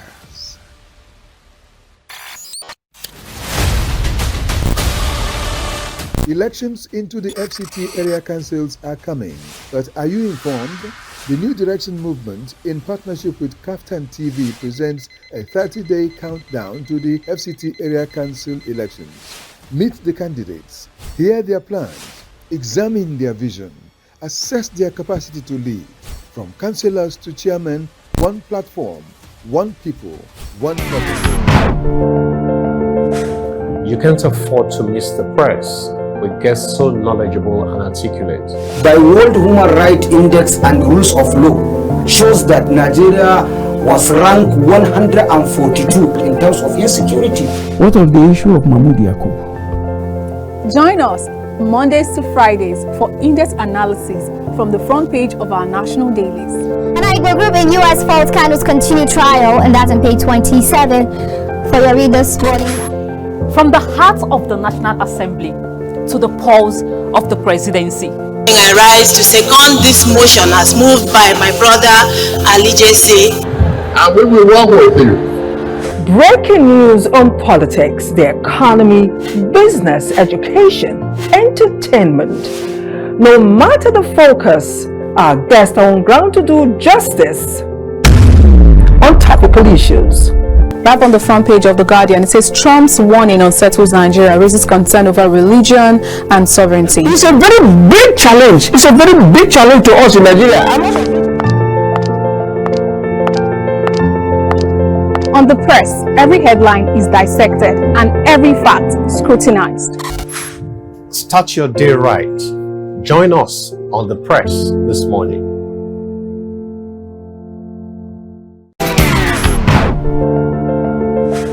You can't afford to miss The Press with guests so... When we say on Kaftan TV, imagine a beautiful world, we're not just bragging, we know our onions in the world of broadcasting. One of our outlets to express ourselves to the world is our flagship program, Matters Arising. Join veteran broadcaster Ruben Ukala and our crack team live. And they give us a high price, and we just say, Nigeria, we ready.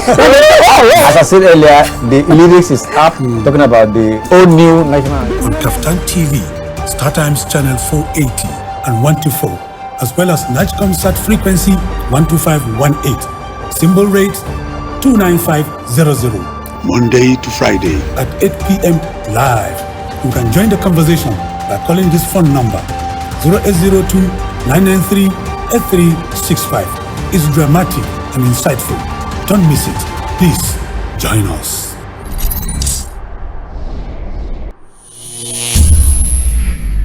When we say on Kaftan TV, imagine a beautiful world, we're not just bragging, we know our onions in the world of broadcasting. One of our outlets to express ourselves to the world is our flagship program, Matters Arising. Join veteran broadcaster Ruben Ukala and our crack team live. And they give us a high price, and we just say, Nigeria, we ready. As I said earlier, the lyrics is up, talking about the old new national. On Kaftan TV, StarTimes channel 480 and 124, as well as Night Concert frequency 12518, symbol rate 29500. Monday to Friday at 8 p.m. live. You can join the conversation by calling this phone number 0802-993-8365. It's dramatic and insightful. Don't miss it. Please join us.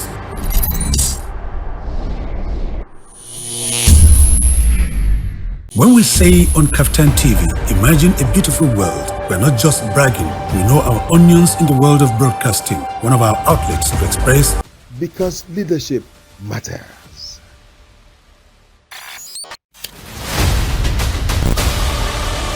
Elections into the FCT area councils are coming, but are you informed? The New Direction Movement, in partnership with Kaftan TV, presents a 30-day countdown to the FCT area council elections. Meet the candidates, hear their plans, examine their vision, assess their capacity to lead. From councillors to chairmen, one platform, one people, one purpose. Because leadership matters.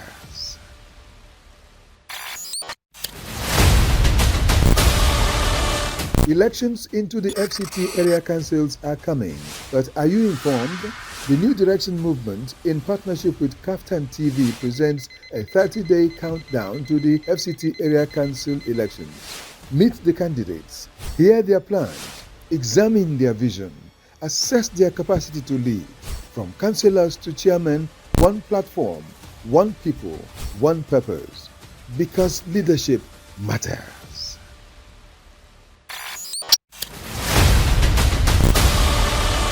Elections into the FCT area councils are coming, but are you informed? The New Direction Movement, in partnership with Kaftan TV, presents a 30-day countdown to the FCT Area Council elections. Meet the candidates, hear their plans, examine their vision, assess their capacity to lead. From councillors to chairmen, one platform, one people, one purpose. Because leadership matters.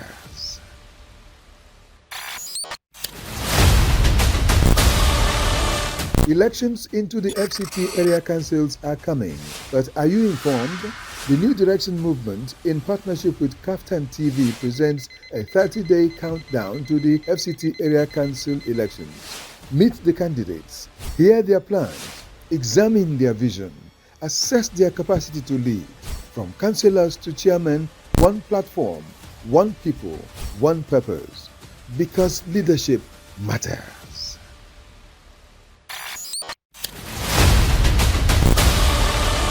Elections into the FCT area councils are coming, but are you informed? The New Direction Movement, in partnership with Kaftan TV, presents a 30-day countdown to the FCT area council elections.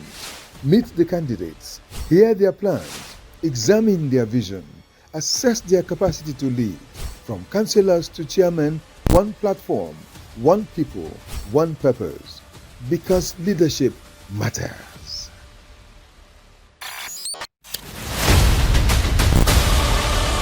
Elections. All right, we're back now, and we've been bringing you updates and analysis of the FCT elections as it concerns the 6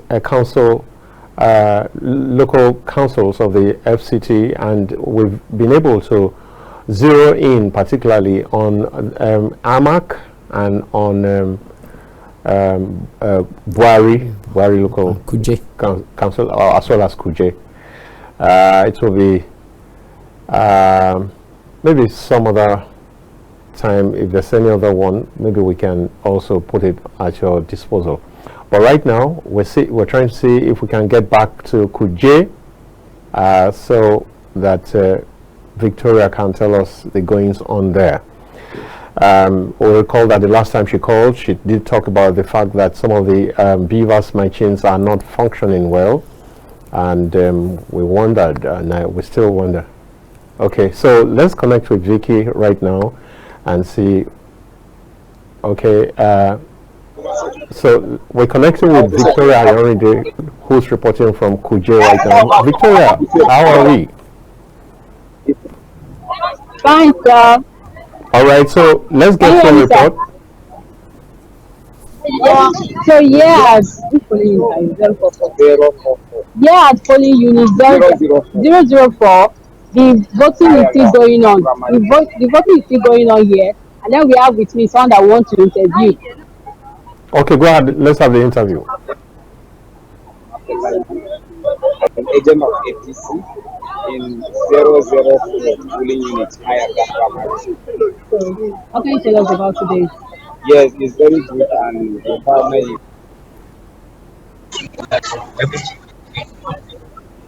A lot of persons have not seen. I Yes, yet to see we their have a challenge normally in this polling unit when it comes to local government election. Mostly non-indigenous, especially Igbos, they don't use to come out for election.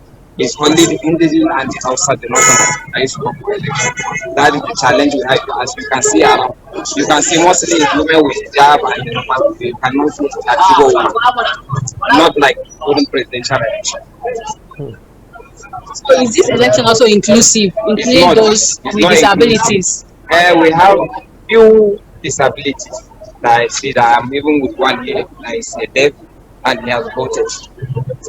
And we have some disabled people too. She is the first person that votes. They give her that brief to make her the cancer vote. As when she came, they allow her to vote. She is inclusive. So why the Igbo people and other tribes are not coming out to vote? Yes, I think maybe this election is only for the indigenous. It is not for them, whereby they benefit from the social amenities and development of the state, especially the area councils. Right, thank you, sir. Yeah.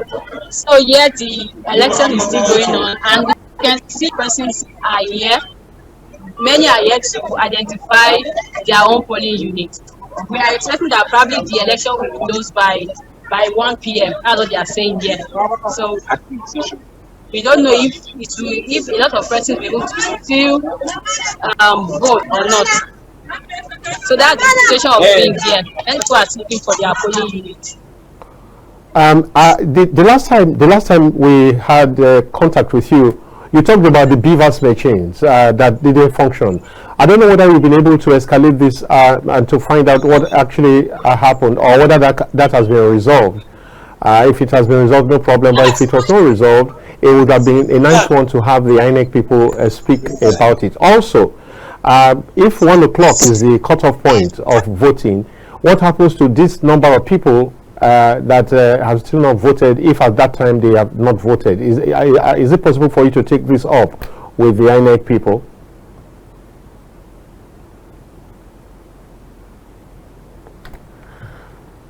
Okay.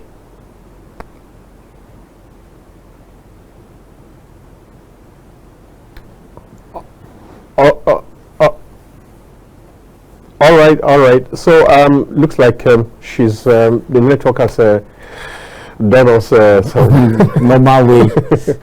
So okay, now you heard her. One of the things that is heartwarming, at least from that interaction with the voter there, with that person between Victoria and her and him, is that he said that there are people with disability who are participating in the votes, which is good. But then she's saying that there are quite a number of persons who have not yet voted, and that there are reports, they have feelers that the election will end at 1 o'clock. 1 o'clock is just about a few minutes away. Exactly, a few minutes away. So the concern will be, if by 1 o'clock those people have still not voted, is there something that INEC will do to try to accommodate them, or will that mean in a time of low voter turnout that will also turn out a few who have shown up? That would be unfair to the people that came out to vote. If we have low voters turnout and you are putting a cap, but though we've not confirmed that from INEC, it could be a rumor to discourage certain people from coming out to vote. And also another interesting thing, the man said was a certain ethnic group did not come out to vote because they believe that the election is for the indigenes and all that. But it's supposed not to be. It ought not to be. Yes. I do not think that's a fantastic observation, but I do not think that's the premise. I think the reason for that is that many times some of those people feel unsafe and believe that if they vote their conscience, that they may be at risk of attack, of all kinds of things from the indigenous. So they rather just stay away. Yes, that could also be a factor. Another factor is this again: some of them, their voters card, they didn't register here. That's another one. Yes, so it could be their hometown, so they cannot participate. It could be their hometown and all that. So that would be, especially when it comes to the areas of Kuje, Aziz, or all those satellite towns area. You are not going to expect good number of non-indigens to come out. I remember, though not in Abuja, but in Karo, we have good numbers of non-indigens living in there. The Nasarawa side of Karo, not Abuja side of Karo, because we have Karo in Nasarawa, we have Karo in Abuja. I remember how votes were suppressed in that Aziz, Abacha Road down to Maraba. You have good numbers of people from the south and the north converging in that Aziz. So that is could also be a point why some of these non-indigenous and in the process, primary elections in the political parties, how were non-indigenous carried along, in the process of doing that? If they have, let's say, I can only see that in Amak, where you have good number of non-indigenous contesting election, either as chairman or vice chairman or councillor or in all the. But after that, in the somewhere like Kwali, Abaji, and you will only see people from the northern axis of Nigeria contesting election. So when your own people, you feel like my own person is not there. Some of them are like, oh, we are not part of the process. So let them have their way. It's their town, it's their area. They let them do whatever they want to do. My own is to abide by the rules and do what So some people may have that kind of feelings. That is why they are not participating in these FCT local council elections. Yeah, but that's something to really, really worry about, because ordinarily, well, Nigerians, and we should have the freedom and have a sense of belonging to be able to vote anywhere. But that's not the reality. No, where you are resident. Oh, sorry, where, yeah. Yeah, that you should be free to vote and be voted for, especially when you are paying your tax. Your tithes, you're living within the law. Children, within the law, and you should be able to do that. But the Nigeria of today, it's not like Nigeria of those days where non-indigenous are winning elections, mobilizing, for people within that area. You see, when someone is mobilizing and you are not from that particular, you see where the indigenous will gang up against you. It's not that it's whether it's peculiar to Abuja or it's peculiar to either south or north. I just saw a video before we came on air, but has nothing to do with election, where the indigenous from a particular state in the south were telling soldiers that they should go back to their village. That the soldiers should go back to their village and do what they are doing, that they should not come here. So you can imagine how, if it can get to that level, not to talk of election. So we need to our leaders still come back to our leaders. They should give us what it takes to be a Nigerian. Let me have that feeling that I'm in Nigeria. Apart from what don't let me say this, because it is election, so that it won't look like I'm campaigning for the minister of FCT. If you look at what in the last 20 or close to 30 years that I've been in Abuja, this is the first time water board is passing through my area. You understand? This is the first time water board. And so how do you now expect people from that area, how do you want them to feel?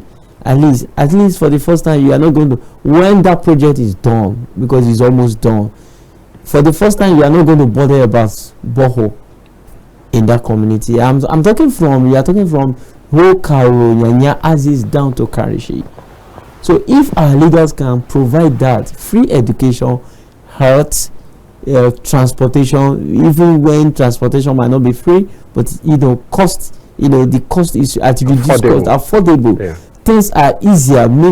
It's only, you can't see a Saudi Arabian person is going to UK, United Kingdom, to study and doing menial job.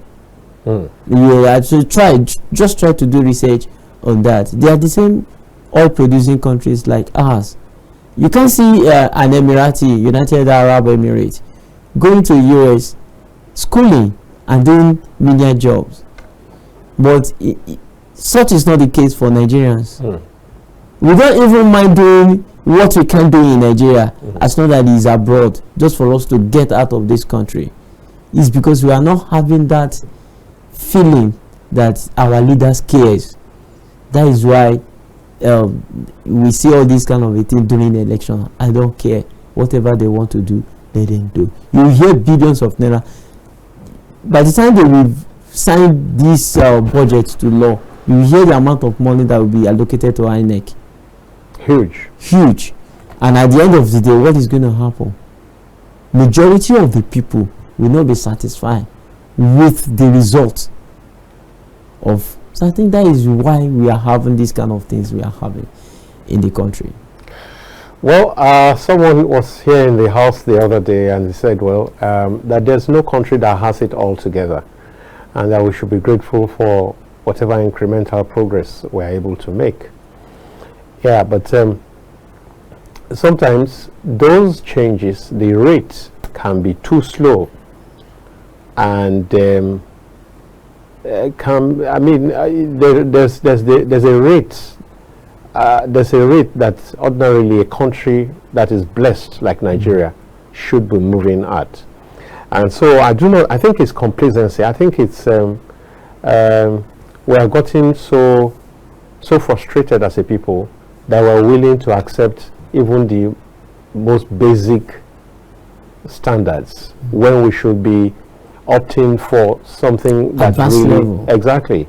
So it's a complicated matter, but I think that we all have a stake in all of this to ensure that, number one, that our values are right. If we get back our values right, it will impact every sector of this nation, and it will begin to re-energize the system in such a way that some things will naturally just die off. Some attitudes that are currently anti-society, that are currently not worthy, not positive, will begin to wilter and die. We need to get to that point, because if we continue on this current path, we clearly are inviting something that's not good. The particular word is in my mouth. I just don't want to use it. So let's wake up. Let's embrace one another. Let's allow people to live freely. The other day, there was this program I was on, and somebody said, even the religions, the popular religions, in Nigeria, you talk about Christianity, you talk about Islam. Now, both of them, particularly, I've heard it more from the Islamic side, that there's no compulsion in religion. Yeah, there's no compulsion in religion. There's no compulsion. So why do we have people compelling people to accept a kind of way of life? Why is it that people who belong to opposite religions cannot dwell together in peace? It's because we merge politics with religion. With religion. So we now weaponize religion. That is why it's like that. It's certain people, if you are not a Christian, you can't walk with them. If you are not a Muslim, you cannot walk with them, or you can't gain certain benefit. Some people just naturally have that kind of a thing. And traditional worshippers, you don't see that in them. And they also make people to believe that once somebody is a traditional worshipper, they are voodooist, and they are evil. If you work with them, they will take your destiny. So with that kind of programming, people tend to avoid such people, and from a Christian we now be avoiding a Muslim because they don't want to get, or probably when you are talking about religion or doing something, you get violent and all that. So one is just because people have politicized religion. I have friends that are Muslims. When we come together, we play together, we laugh together, we eat together, in fact we can even share clothes together, but they are of opposing faith. As in, they are of different faith, I'm of different faith. I have my belief, they have their, but that does not stop our humanity. But when it now comes to a larger scale, you will not see me that somebody that is eating with somebody that is of the other faith will not be quarreling or fighting or abusing the other person. Usually these embers are fanned from above. From above. So I think our leaders, the elites, there was a time there was this argument in Nigeria where people will argue, should we have a philosopher king or a king philosopher, or should we have a priest king, or we don't have such argument again anymore. I didn't mean such debate at all. You will see that some people that permit me to use this word, some people, some charlatans that will not come and say they want to get to a particular place, they will not, because they will not be able to withstand the debate. How many television, don't let me go hard on the press, but how many times have you seen people arguing or debating, oh, that person is a philosopher, that person can, if you look at the campaign materials of Nnamdi Azikiwe in those days, arrest majority of them, you will be hearing socialism. That was the time of argument of welfareism or socialism or capital. You will be most of his words that he will use that then personally I consider as verbose as at that time is anything zim. And if you listen to the likes of this Ghanaian president, late Ghanaian president that died, founding father, let me use the word founding father of Ghana, what this name now, that's Nkrumah, isn't it? Nkrumah, yes, that is Nkrumah, yes. Nkrumah, when you listen to them, you will see the kind of arguments they put forward, the agenda they put forward there. But these days, are you seeing that? If you read the books and so many things of Awolowo, are you seeing that? No. So the intellectualism is dying, is going. As at 1950 something, Sir Ahmadu Bello has a development plan for northern Nigeria. When I got lay my hands on that document, how they are going to build leather factory, how they are going to do cocoa, how they are going to do this cocoa even in the north, how they are going to do this, how they are going to, and they have all planned out in all aspects of northern Nigeria. I will try to look for that document and probably forward it to you.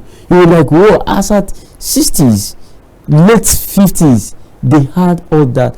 But who among the leaders that we have now have, even the current political parties we have now, who among them have development plan, as in political parties having their own plan, that when their own candidate comes in, they say, okay, this is our vision. We want you as a councillor, as a chair, local government chairman, as a governor, you are coming to use our platform. These are the things, apart from your own agenda, your own agenda must align with this. I think that is what they now call manifesto.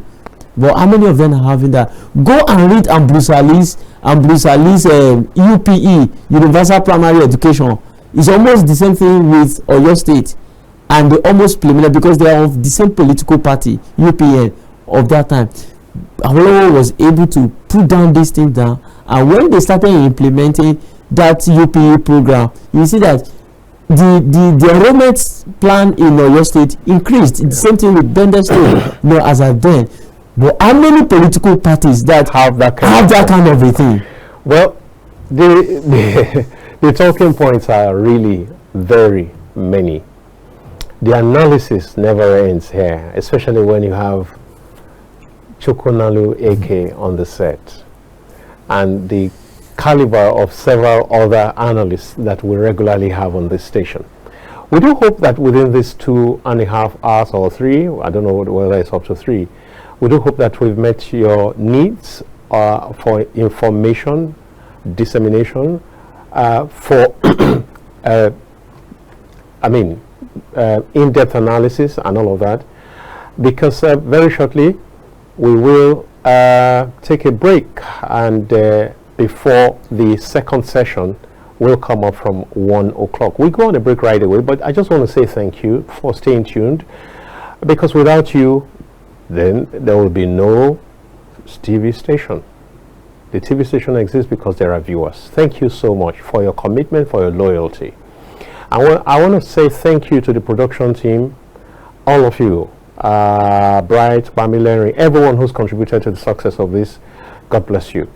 And let me say thank you to my co-anchor this afternoon, or today, Chukwunalu AK. Dalo. All right, so that will be it. My name still remains Dayo Mogo. I hope to see you soon, most probably next week. Bye-bye for now. Elections into